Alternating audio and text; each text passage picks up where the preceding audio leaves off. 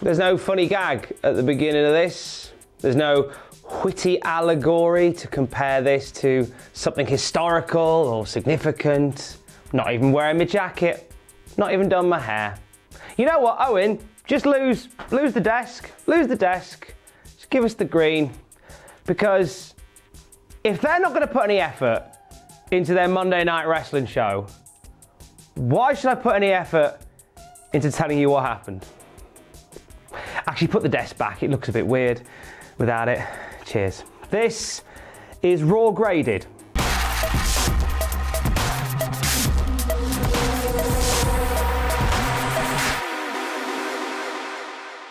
Here comes Retribution to start the show. They've been offered contracts with the company. Tom Phillips hurriedly tells us, welcome back, Tom. Welcome back, Jerry Lawler, by the way. So it begins. They've been decimating Monday nights for weeks. So the solution is to offer them jobs. Yes, of course it is. Now, I'm very aware this may lead to some sort of somebody on the inside story. Dear God, I hope it does, because otherwise, what is the point? We see their faces now. We see most of their faces. Some of their faces are blurred, covered up by masks. Different shaped masks. Like they went to a fancy dress shop and just grabbed what was left. Like different sizes for different people. Mia Yim is talking. Mia Yim's in Retribution, by the way. And she's struggling with her mask. Like she keeps readjusting it. And she talks about how like everybody is greedy and making money off of the WWE machine. Then here's Dominik Dijakovic. He calls everybody a bad word for ladies of the night for making money. And they say that now they're part of the WWE, they're going to drain the lifeblood of the company and it's all this stuff. Then the Hurt Business come out, and we know the Hurt Business, they signed a thing with Adam Pearce to try and help keep Retribution out. They run down to the ring for a bit of a fight. We see Retribution leave the ring, and MVP is like, hey, you had all the fight in you before, but now you're on the books, you don't want to fight so much. And then all of a sudden, here come 15 odd members of the Hurt Businesses. Lackeys, I guess, sort of grunts, like the putties from Power Rangers, all pile into the ring and all beat down the Hurt Business, these super baby faces of Monday Night Raw. And that is how we start the show, giving this opening segment a C+. Now, I like the Hurt Business. I like the Hurt Business. They've got that Four Horsemen vibe about them. And I like the concept of Retribution. Like this gang of rogues who want to tear the company down from within. But it's just, you've offered them contracts. Why would, that's like, oh, there's this guy that burgled my dad's business the other month. Oh, he's made him store manager. Like, and the whole mask thing, the Bane masks on everybody. Dijakovic, Dio Madden, Mercedes Martinez, Mia Yim, Shane Thorne, by the way, that's Retribution. All different shapes of masks and stuff. You've had months to get this ready. And it looks like you've just thrown these mask things together. It's a C+ to get us started. The Street Profits are out to call commentary for our next match. It is a triple threat tag team match. The winners facing the Profits at Clash of Champions. It's the team of Andrade and Angel Garza, who aren't getting along, taking on Buddy Murphy and Seth Rollins, who aren't getting along, taking on Dominik, Mysterio and Humberto Carrillo. Carrillo, who hasn't won a match in months. And here we are in a top contenders match for the Raw Tag Team titles. Within 2 minutes, Dominik Mysterio and Humberto Carrillo land a killer dive, stereo dives outside the ring onto their opponents. And we never see them again in this entire match. We have an exchange between Andrade and Murphy. As Murphy lands a big old knee, goes for the tag to Seth.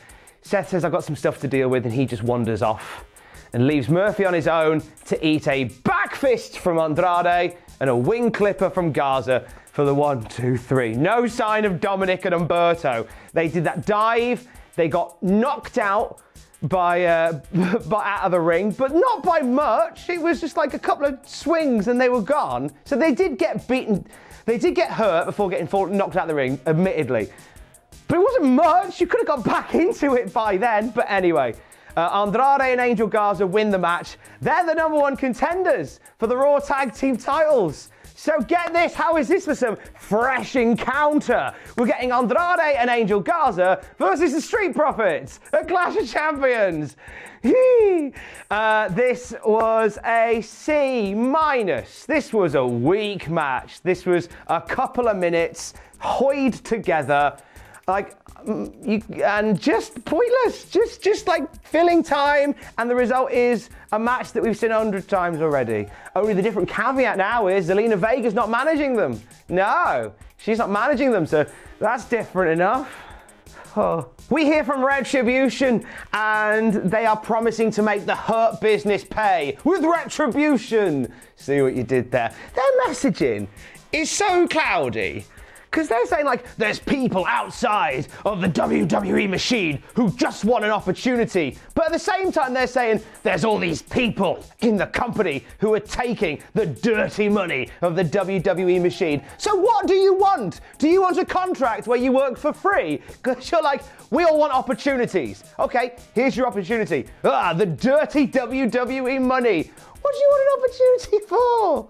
Oh, it's the KO show, and he invites out as his special guest his old rival Shane McMahon. Now, I'm pleased that they heavily acknowledge the fact that Kevin Owens and Shane McMahon nearly killed each other a while back, and they play on that quite a bit. They talk about how 2020 is a weird year. Now they're in the same ring together again, but they're not fighting, and Shane isn't there to talk about the past. He's there to talk about the big match for later tonight on Raw Underground, the Battle of the Behemoths. It's Dabba-Kato versus Braun Strowman. It's at this point that Shane brings out a man that Kevin knows quite well since he beat up Kevin Owens on Raw Underground a while back. Dabba-Kato! Out comes Dabba-Kato, and Kevin Owens gets in his face and says, hey, we're going to do this, and we're going to do this sometime down the road, but for now, have this. Slaps Dabba-Kato in the face. As Kato goes to turn Owens inside out, Owens brings out his next guest, Braun Strowman, and Strowman marches out to the ring. Shane is able to split them up and stop them from fighting. He says, wait till after 10 o'clock, but we can do it on Raw Underground. And Kevin Owens is stood back watching all this go down, and then suddenly he gets dropped to the floor and pulled, and his bowels hit the post, and it's by Aleister Black, who he referred to during the opening as Captain Hot Topic, which I thought was a really fun little one-liner from Kevin Owens. But Captain Hot Topic very much made his presence felt here by just dragging Owens' balls into the turnbuckle post. And looks like that thing is still going on. B- for the KO show. I think Kevin Owens' delivery saved this. The appearance of Shane McMahon. Oh, by the way, right, you're piping in Shane O'Mac chants. That isn't an organic response. You are deliberately piping in Shane O'Mac chants. You don't fool us. You don't fool us. He's not a babyface. What are you doing? But Kev's delivery saved this. Yeah, so far this is the best part of the night. That's a sad sight, isn't it? Backstage, Retribution are beating up Titus O'Neil and Humberto Carrillo, and Tom Phillips is on commentary going, but here's the thing, they're now contracted employees. They can do this all they want. No, they can't, because you sent guys like Randy Orton and Drew McIntyre out of the building for doing stuff like this. You've threatened matches being cancelled, titles being stripped, suspensions, firings for attacks backstage over the years, over the last few months. You can't just go, oh, they're employees, so they're allowed to beat people up. You just, that's,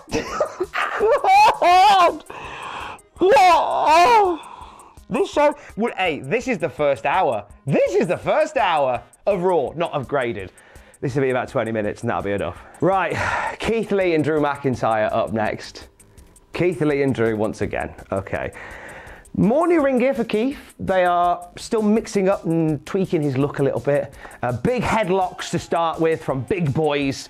This ends up with Keith hitting a cross-body block, sending Drew out of the ring. Drew manages to recover as they fight outside the ring, and he drops Keith with a back body drop onto the announce table. You think he'd be used to that by now. I think he's had one of those every week since he turned up on Monday Night Raw. Back in the ring, Drew is back in the fight, but we see Keith land a punch square in the jaw of Drew McIntyre, that broken jaw. And you see Keith immediately have a guilty conscience about it, and it stalls him momentarily. He goes for a spirit bomb, but Drew manages to recover and hit a Hurricane Rana to avoid eating a spirit bomb, and gets a near fall off a spine buster as well. He does a cool thing where he spine busters and then does like a roll into it. I really like that. It was nice.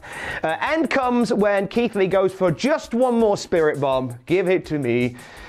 Picks him up, Drew drops out the back, lands a Claymore, and then here's Randy Orton smack in the back to Drew McIntyre for the disqualification. He then takes the steel chair and just drives it into the jaw of Drew, and Drew's screaming in pain. This was sinister. I liked it. And then just for good measure, he gives Keith Lee a big old punt kick.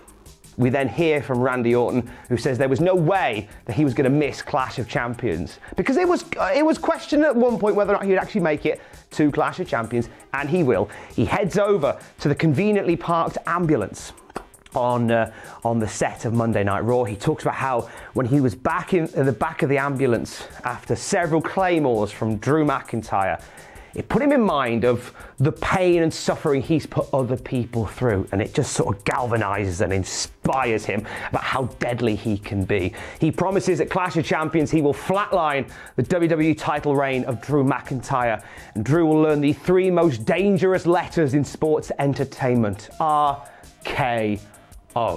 Now, this whole segment, the match and the Orton promo, is a B+. The Drew and Keith match, a retread of last week, pretty much. Like, these two are having the same match. They're burning the candle that is Keith and Drew and Orton super quick. We still didn't get a conclusive finish. That's par for the course with these guys at the moment. Orton's promo was solid, absolutely solid. Just really sells you on the ambulance match and really buys into the idea that, you know what? Maybe Orton's leaving with the title on Sunday. And that's surely the point of a great heel promo, is to sell you on the idea that, hey, nothing's going to stop me on Sunday. I'm winning. So I really love the work of Randy. Randy Orton so far has been the highlight of this episode of Monday Night Raw.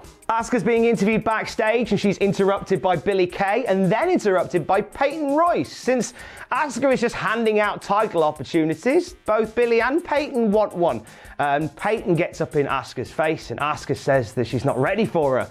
And they have themselves a little match set up for later on. But we need to determine the top contender for the Raw Women's Championship now, as Zelina Vega takes on Mickie James. Mickie schooling Zelina at the beginning of this match, throwing her around by her hair. But Vega gets some really good stuff here. Like, there's a lot to love about Zelina Vega. Big fan of the octopus stretch that she did in the ring. She did like a similar one on the ropes as well. She's just really quick. I'm big fan of like the stuff that she does in there with Mickie James. Mickie really puts her over strong here. We see Mickie going for a power bomb. Vega turns it into a Hurricane Rana. We see Mick going for a Mick DT, but Vega pushes her into the ropes, and she ends up going throat first on the ropes, which leaves her wide open for a backstabber from Zelina Vega for the 1-2-3. Clean win from Zelina Vega. Giving this one a C+. Mickie really put Vega over strong. There wasn't a lot to this match other than the things I have described are probably the 90% of the things that happened in this match. So if you're thinking, oh, you say not a lot happened, but you listed loads of stuff, I pretty much described the entire match there, to be honest, which is why it's something higher than a C+. It was good. It was very good. It's better than some of the stuff we've had tonight. Certainly wasn't great though, in the grand scheme of things. I'm intrigued to see what Vega will do with Asuka. It's a match that's been put on the kickoff show though, which is a bit of a shame. I guess something's got to be on the kickoff show. We'll see what they do. Two segments in quick order now. One that brings me a bit of hope, the other that abandons all. One, Bianca Belair training in the gym. She is outworking a guy in there, and it's just a great way to show off the strength and the prowess of Bianca Belair, building to something cool with her, I hope. Then we go to the beach, where R-Truth is teaching little Jimmy to swim, whilst Akira Tozawa and a ninja referee hide in the water, ready to pin him. Then a shark turns up, We see Akira and the Ninja panicking in the ocean. We see R-Truth rushing to the shore where he drops the 24/7 title and apparently Jimmy somewhere along the way as well. He goes back in, he saves Jimmy, he saves the 24/7 title, and then a piece of black cloth washes up on the shore. And it's surmised that Akira Tozawa has been eaten by a shark. So that might be the last time we ever see Akira Tozawa. Yeah, that happened. That happened. Backstage, Retribution have been hunted down by the Hurt Business, and all the putty men of Power Rangers fame of Retribution are being beaten up by the Hurt Business. And as this beating is going down, Tom Phillips tells us that the next match is sponsored by Domino's. Like, this key angle is like, oh my God, what's happening back there? Well, anyway, up next, this match sponsored by Domino's. Like, don't, just do the bit somewhere. Oh. The next match is Apollo Crews versus Cedric Alexander. And Cedric comes out with MVP at the start of this match. And MVP is offering out the Hurt Business, throwing out the challenge to get hurt later on. So we're setting up, in a casual way, a match with these guys for later. Yay! Hurt Business fighting against the Retribution team. Hand the mic to Cedric Alexander. Yeah, we'll do that. And also, Apollo Crews, you used me to get a title shot, so tonight I'm gonna beat you. Boo! Where are we cheering or booing Retribution? Well, we've either got a solid babyface stable or a solid heel stable, and we don't know what we've got yet. So Cedric's talking on the mic, just running down his old mate Apollo Crews. Down comes Apollo Crews. He's on the mic. And he says he doesn't want to talk Cedric Alexander around anymore. He just wants to slap him in the face. And then Apollo Crews is on the mic and goes, and as for you, Bobby Lashley, I'm going to beat you at Clash of Champions. Bobby Lashley's not in the ring, but Apollo Crews is talking to the ring. That was a bit odd. So it's Cedric and Apollo. Apollo starts off strong with a baseball slide outside the ring, taking out Ceddy and getting in the face of MVP. When we come back from the break, it is Cedric dominating Apollo Crews. He gets a near fall off a Michinoku driver, but Apollo Crews lands a frog crossbody to get back into the fight here. Crews misses a moonsault outside the ring, and Cedric follows up with a dive of his own. We then see Cedric and Ricochet getting in each other's faces very briefly, and this leads to Cedric getting back into the ring and getting an inside cradle from Apollo Crews for the 1-2-3. Crews with a sneaky cheeky win over Cedric Alexander. As he's heading to the back with Ricochet, out comes Shelton Benjamin and Bobby Lashley, who put a beating onto Apollo Crews and Ricochet. It ends with Lashley putting the Hurt Lock onto Apollo Crews. I'll see you on Sunday, mate. And let's not confuse things. This team who is basically beating up 4-on-2 to really top good guys in the company. Let's not forget, they're also the saving grace against Retribution. This is the sort of nonsense that WCW was doing in the late 90s, where there was where they claimed it was an artistic choice, where it was shades of grey, and I don't think that's what this is. This is just confusing. Even so, the match wasn't bad. It was certainly not as bad as some stuff we've seen tonight. I'm giving it a B-. Some good back and forth between Crews and Cedric Alexander. Just a lot of confusion over what the Hurt Business is. I love them. Just tell me what they are. It's been a rough night on Monday Night Raw, but it's all right because it's time for Raw Underground. And that's always a home run. Ruas is in there against Dolph Ziggler. First match of the night on Raw Underground. And you know what? All the belts in multiple martial arts that Ruas has earned over the years is no match for the headlock sleeper of Dolph Ziggler. Intense back and forth ends with Dolph choking out Ruas. An established WWE guy just snubbing out the push of a guy that's been built through Raw Underground. I'm sure that won't happen again.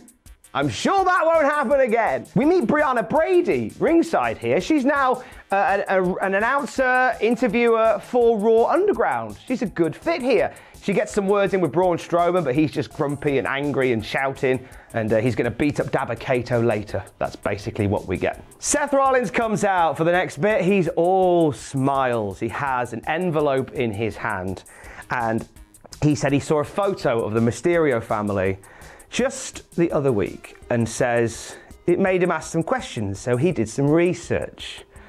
And he invites the Mysterio family out to hear it. And out come the Mysterios.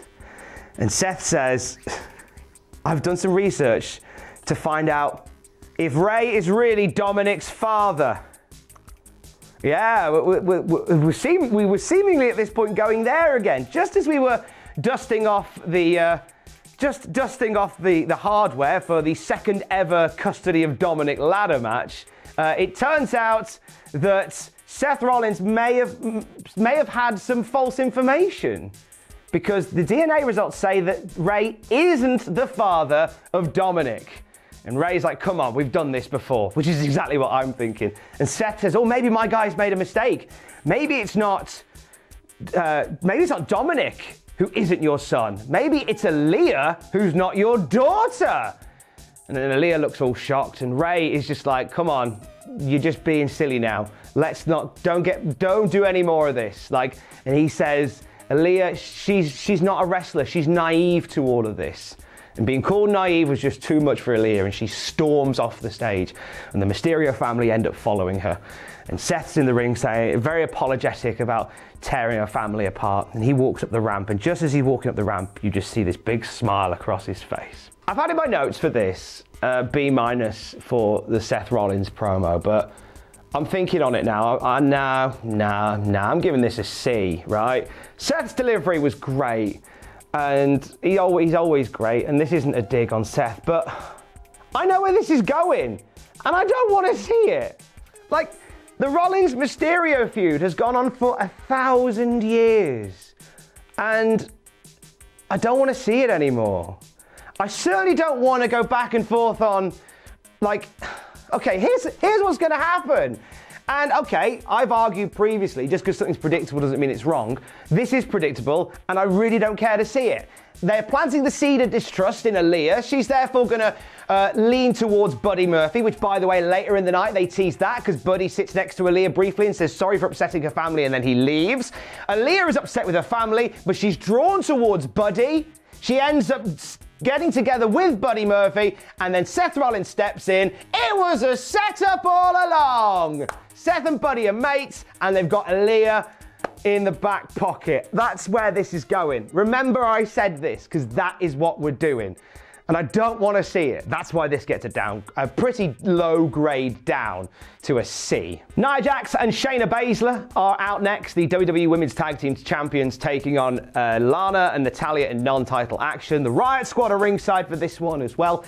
And there's not much to this match, as the Riot Squad talk about how close they are as a team and how divided the Women's Tag Champions are. As they're talking about it, we just see Nia Jax and Shayna just run through Natalya and Lana. Lana ends up getting kicked in the face by Baszler and then taps out in the clutch. After the match, they size up the challengers for Sunday, get in their face. There's a bit of a scuffle, and then it ends with Lana, same as last week, getting dumped, Samoan dropped through the announce table.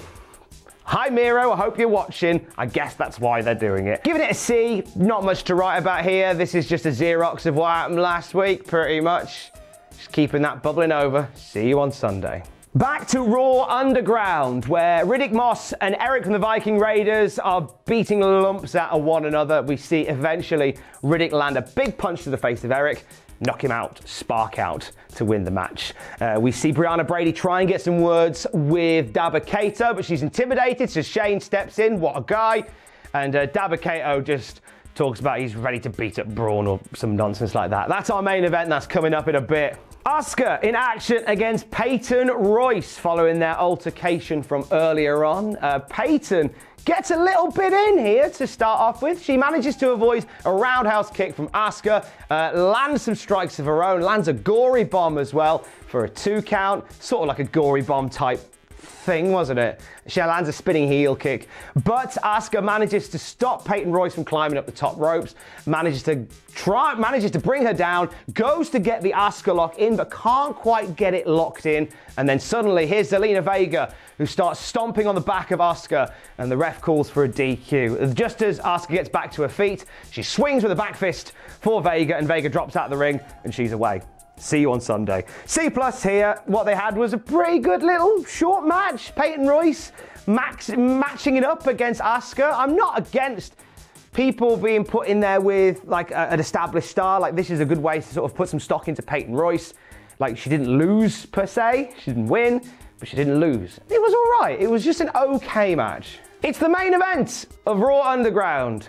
It is Braun Strowman from SmackDown versus the monster of Raw Underground, Dabba-Kato, who from episode 1 of Raw Underground has been established as a monster, who every time he has stepped in there has just clattered people. He single-handedly beat up Kevin Owens and Aleister Black the other week. So he's being matched up against Braun Strowman.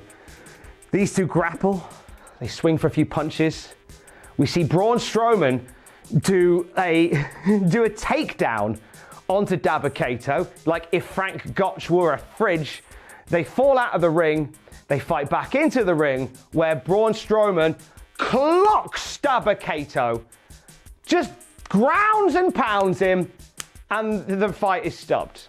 Braun Strowman steps over Dabba-Kato after being declared the winner. I've not done this before, I don't think, on Raw, so this is exciting. Hold on to your trousers. This is an F. This is an F. You built Dabba-Kato. The only thing that you've really built on Raw Underground is Dabba-Pigging Kato. You put so much stock into Dabba-Kato, and within what? Within 2 minutes? Within 120 seconds, he's knocked out by Braun Strowman. At no point did he really look dominant. At no point. You've just fed him to Braun Strowman, who is, whilst you've got Dabba-Kato, who has been slowly built on Raw Underground as a potential new monster for Monday night, right? That's what you're doing there. I genuinely thought when Raw Underground started, this was going to be a device to get Dabba-Kato over. That's what I thought this was going to be. And then you've got Braun Strowman, who is doing the wrestling equivalent of just kicking his heels between programs. He's got nothing going on at the moment, so he's doing a bit of Raw Underground. Oh, I'll just knock this guy out, and knock this guy out, and knock out Dabba-Kato. I don't know, next week I might have a match with John Morrison, I don't know. What a waste! What is the point of Raw Underground? What is the point of Raw Underground if it wasn't to get one guy over? You battered Ruas earlier, you battered Kato just now. What's the point of Raw Underground? Everything is useless on that thing now. Where do you go? You have to now next week start from the ground up, building new people, building someone new. Someone has to benefit from Raw Underground. Otherwise, what's the point? In all of this, you're just filling time. You're just filling time otherwise. Dabba-Kato could have been your project that you could have got over during Raw Underground. That didn't happen. You just had him battered by Braun Strowman. And I know you might be thinking, yeah, but Braun Strowman's bigger. Yeah, but Braun Strowman's stronger. Yeah, but it makes sense that Braun would beat him. If that's the case, don't put him in there with Braun. Keep them separated. No one's making them fight. Oh, is Raw finished yet? No, it's a main event. Brilliant. Main event of Raw. And it's a 6-man tag. Retribution versus the Hurt Business. We see Retribution scuttle to the ring like rats off a boat. And in the ring, we see Shane Thorne, Dominik Dijakovic, and Dio Madden. Except we don't, do we, WWE? No, we don't. We see Slapjack, T-Bar, and Mace. Why? Like, the whole thing about them having contracts was silly enough. The masks were silly enough. Why change their names? Flipping Slapjack, T-Bar and Mace. Why? Why? Call him Erwin, Flabberdag and Dingaling. Just stupid names. So a character in Streets of Rage called Y Signal. Like, that's a better name than T-Bar. Oh man, this sucks. So, it's them versus Bobby Lashley. It's them versus Bobby Lashley, Cedric Alexander and Shelton Benjamin. And this is just a standard match. There's nothing exciting about this at all. Bobby Lashley dominates them all at one point. Slapjack gets tagged in and Jerry Lawler laughs at the name. And you know what? Normally I'd chastise Jerry Lawler for not playing ball with the thing, but no, do you know what? Mate, laugh away. That's a stupid name. When you're debuting a team and one of your commentators is laughing at their name when they're meant to be like this imposing threat to the company, that says everything.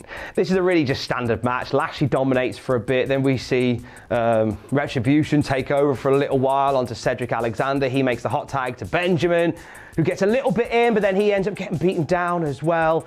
The end comes when Lashley gets that hot tag. He's running wild. He gets the hurt lock on Slapjack, on Shane Thorne. He gets the hurt lock in, and then here's Dijakovic, who walks along the apron because he's not a legal man, and just buffs Lashley in the back, and the ref calls a DQ. That's how the match ends. That's the DQ. Oh no, you're an illegal man, you punched the legal DQ. And the moment that the DQ hits, just like a swarm of locusts hit the ring, the putty patrol all get into the ring and they're all beating up the Hurt Business. And then Drew McIntyre's music hits and he leads out Street Profits, Andrade and Angel Garza. I think Titus O'Neil's in there as well, and they all turn the tide over on these guys. Drew McIntyre is just cleaning house. He chucks one out of the ring, knocks one to the ground. And as Drew is stood there in the center of the ring, here's Randy Orton, boom, RKO, and Drew lands smack on his jaw. And you can see him holding his jaw, looking distant, as Orton stands tall. And they say Tom 30 says, among the chaos. There's no chaos, because in amongst all this, the WWE guys have successfully beaten up Retribution. Successfully. And Randy Orton stands tall in the ring as Raw mercifully goes off the air. C+ to the main event. It wasn't a terrible match. It just wasn't anything to write home about. I was just too lost in how lost this Retribution thing has become so quick. Stupid names, stupid attire. The Orton bit at the end was good. I'm giving it a C+. This week's Monday Night Raw averages out at a C+, according to my average grade calculator. But no, sod that, you're getting a C-. You're getting a C- for this week. Half-hearted, half-witted, and just such a... If it wasn't a retread, it was new garbage, essentially. If it wasn't something that happened last week, it was something new that was terrible. If it wasn't, Lana going through a table once again because lol Miro, it was Retribution getting masks and silly names. If it wasn't like the constant back and forth between Keith and Drew, and I love Keith, you know that. If it wasn't the repetitive nature of that, it was Dabba-Kato just getting battered and left in a puddle after months of build. And what is the Hurt Business? Are they good guys? Are they bad guys? Are we doing that wacky bonkers shades of grey thing? Oh, this was such a bad episode of Raw. There was so many things wrong, and I feel like if I talk about it anymore, then I'm gonna get heart palpitations. So that's the end. Regardless of how bad Raw was, I flipping love you if you stay to the very end of this nonsense. Regardless of how Raw was, the world's on fire. If anything, if me busting a blood vessel, getting angry about Raw has brought a smile to your face, and you know what? Maybe that's the one good thing that came from Raw. Maybe that is. Stay safe. Love you, bye.